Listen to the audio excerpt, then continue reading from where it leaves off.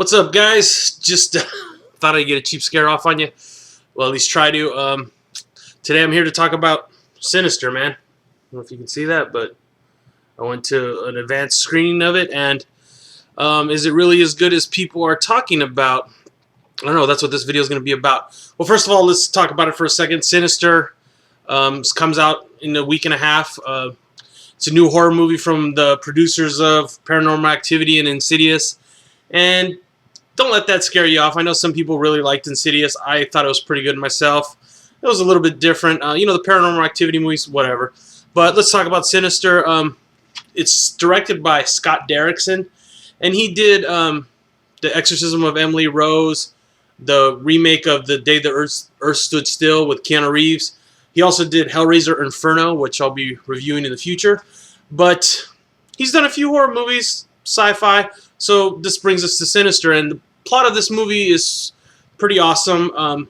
It's a kind of a combination of found footage with your traditional horror movie. Basically, this guy's a crime novelist, played by Ethan Hawke. He moves into this house with his family. He's got 2 little kids, his wife, and moves in this house to find out more about this family that was murdered there.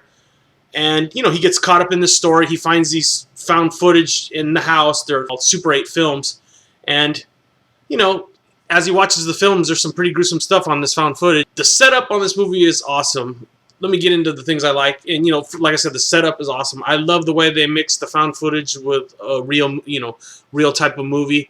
And the way they did it, I mean, I don't know if it's the most creative way, but the way they combine the pieces, I really liked it. The beginning of the movie is the best part. I mean, the opening title sequence, if that doesn't hook you in, I don't know what will. I was like, whoa, I was in the 3rd row of the screening.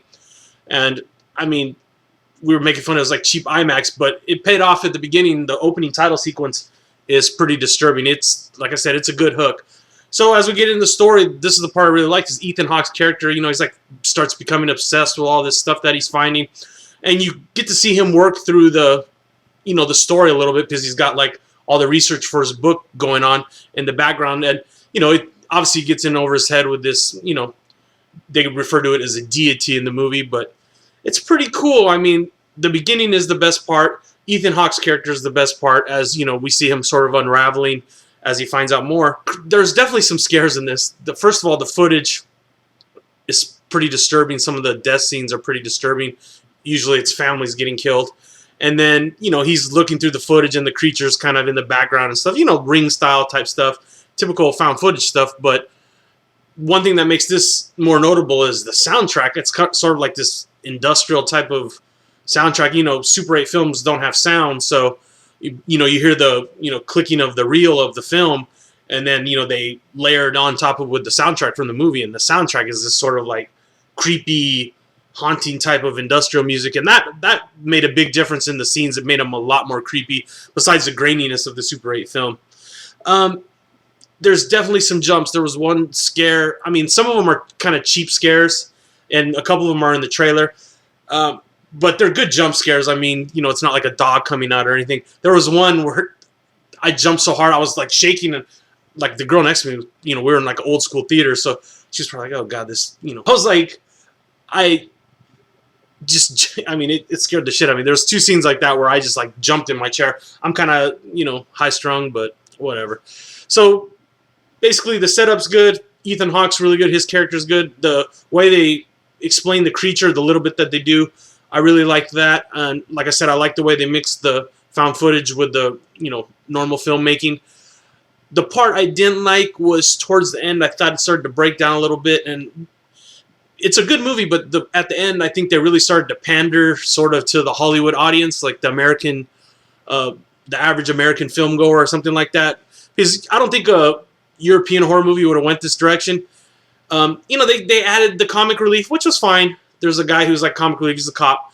That was fine. But then they started taking it too far with some of the apparition stuff, and it got kind of into that Insidious territory where they show maybe a little too much, I thought. They should have left more up to the imagination.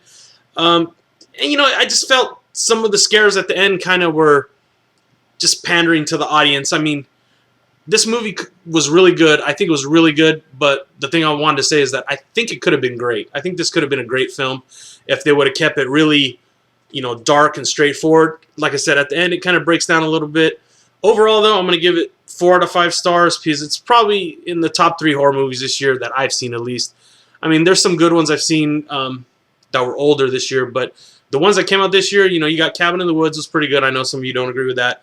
VHS is probably still the leader of the 3, but Sinister is probably second, and then Cabin in the Woods. I don't know. Sinister is a different type of movie.